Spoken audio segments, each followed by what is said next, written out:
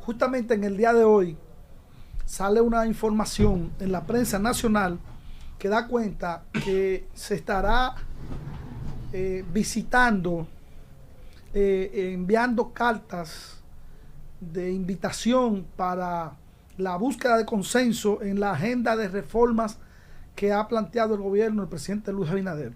Las reformas son 12 reformas de las que han hablado. Hoy justamente se inicia todo ese proceso, según ha comunicado el señor Paliza al país. Con relación justamente a eso, nosotros en el pasado hemos comentado y hemos externado nuestra preocupación sobre con quién se busca esos consensos. Y hemos cuestionado que justamente lo que históricamente han, digamos, sido protagonistas en estos consensos son justamente un grupo de élite que los diferentes gobiernos han convocado y con ello han pactado esos consensos y esas reformas. Hoy nos encontramos justamente en un escenario parecido. Se está invitando al liderazgo nacional a que apruebe y que logre consenso en torno a estas 12 reformas. Pero yo pienso que hay que tener, digamos, mucho cuidado. Desde el gobierno hay que tener cuidado con estas reformas. Primero, una de esas reformas tiene que ver con el sector eléctrico y ya vimos cómo el pacto eléctrico fue aprobado, pero el sector social de los tres, ¿verdad? Son 3 sectores, un diálogo tripartito para la aprobación del pacto eléctrico. De los 3 sectores, el sector social prácticamente fue dejado de lado. Vimos cómo los representantes del Observatorio de Políticas Públicas expresaron que el sector social no se tomó en cuenta, ¿verdad? Entonces el gobierno y los empresarios se pusieron de acuerdo y aprobaron. También los empresarios tenían una representación excesiva porque hicieron un manejo para ellos controlar esa parte y tener más posibilidad, digamos, de voto. Aquí se dejó de lado al sector social. Entonces, una de esas reformas también que se está planteando es la reforma del sector agua. Y yo le decía al presidente en otras intervenciones, presidente Luis Abinader, tenga mucho cuidado con esto que tiene que ver con la reforma sector agua. Aquí desde el gobierno pasado de Anilato conocemos de 2 proyectos de reforma o ley de agua. Uno lo había establecido el señor Jambielud y el otro Félix Nova, 2 senadores con 2 proyectos de agua que iban precisamente en la dirección de privatizar el agua. Y aquí le digo, cuidadito con esto. El agua está establecida en la Constitución Dominicana como un derecho humano.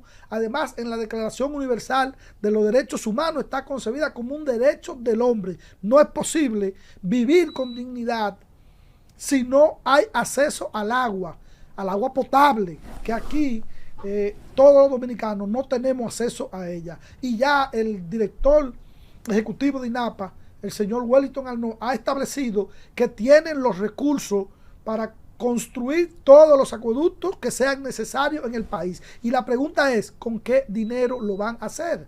¿Con qué dinero? Si el gobierno no tiene. Y son miles de millones de dólares, tampoco lo tiene el sector privado.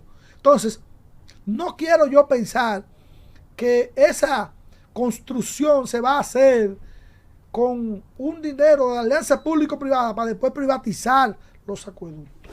Señor presidente, eso en este país no va a ser posible. Eso va a desatar grandes jornadas. Por favor, no se meta ahí porque ahí no creo que tenga éxito. Además, otra de esas posibles reformas tiene que ver con la salud y la seguridad social. Precisamente en la semana pasada veíamos cómo ya se creó una coalición por una seguridad social digna, que incluso ya ha anunciado un plan de movilizaciones, ¿verdad?, que va en la dirección de no permitir el modelo de negocio de corrupción y negación de derechos que existe hoy en la República Dominicana, y además que exige la eliminación de la AFP y de la Administradora de Riesgo de Salud. Esto hay que prestarle mucha atención. Estas entidades ya convocaron a un plan nacional de movilización que incluye paradas cívicas, plantones, incluye una marcha nacional, y es una coalición que está creciendo, que se están adhiriendo día a día decenas de organizaciones, porque hay hoy un clamor en el mundo que tiene que ver con la entrega de los fondos de pensiones en diferentes porcentajes y en diferentes países. Otra de las reformas que está proponiendo al país el presidente Luis Abinader tiene que ver con la reforma a la policía. Todo el mundo sabe que tenemos una policía troglodita, constituido por jefes militares matarifes que disparan y luego investigan. Ya los casos son conocidos: los dos pastores evangélicos vilmente asesinados en Villa Altagracia. Luego un incidente confuso donde un abogado que supuestamente no se detuvo fue también asesinado, y el país conoce todo lo que tiene que ver con la incapacidad de la policía para resolver algunos crímenes. Justamente en este preciso momento hay personas desaparecidas que la policía no puede dar con su rastro. Pero además, en el fin de semana, cerca de 5 crímenes violentos ocurrieron. Y al final no se sabe si tú no eres apellido sonoro o si tú no eres de una condición económica alta o de apellido, entonces esos crímenes finalmente no se resuelven. Por eso tiene que haber una modificación a la policía, que nosotros entendemos que debe ser, digamos, una eliminación total y una composición nueva. Pero vamos a ver qué sale de ahí. También hemos hablado de una reforma fiscal, y en el pasado lo hemos dicho: la reforma no tiene que ser mala siempre y cuando ataque lo que tiene que atacar: las exenciones, las grandes fortunas, las grandes riquezas.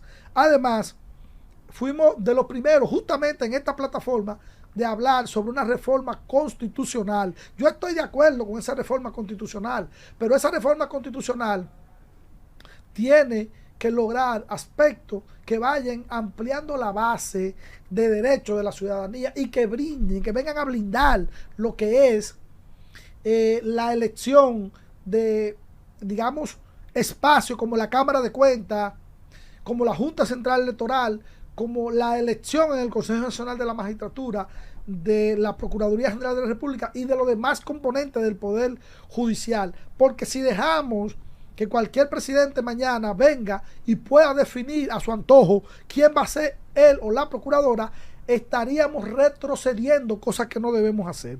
También hay una reforma laboral que el presidente está pidiendo el apoyo. Pero, presidente, cuidado si pasa como la reclasificación de las empresas y el aumento que se hizo. Cuidado si los empresarios que quieren desde hace años la eliminación de conquista por parte de los trabajadores, si lo que se busca es eso, te doy una reforma laboral, pero dame lo que tiene que ver con la eliminación de conquistas por parte de los trabajadores. Las conquistas no se ceden. Entonces los trabajadores, tanto públicos como privados, van a luchar por sus conquistas, y la ley laboral tiene que responder entonces a un interés supremo de la nación de consolidar los derechos de la ciudadanía, nunca jamás retroceder y eliminarle estos derechos.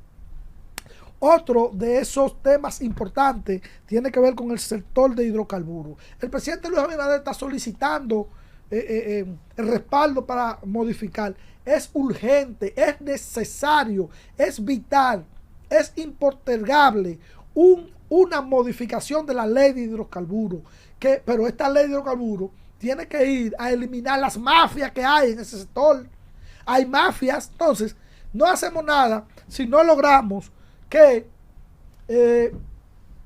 esas mafias sean destruidas y se elimine todo lo que tiene que ver con sus grandes beneficios. Por lo tanto, yo quiero hacer un llamado al presidente Luis Abinader nueva vez de que los consensos para la agenda de reformas, las 12 reformas que él ha planteado, tienen que ir en la dirección, ¿verdad?, de lograr que los sectores oligárquicos no sean como siempre los protagonistas, señor presidente. La oligarquía solamente quiere beneficio para ellos. Tome en cuenta los sectores populares, comunales, vecinales, sociales de abajo, las organizaciones, la ONG, que al final ese consenso estará más enriquecido que si fuera solamente con las élites.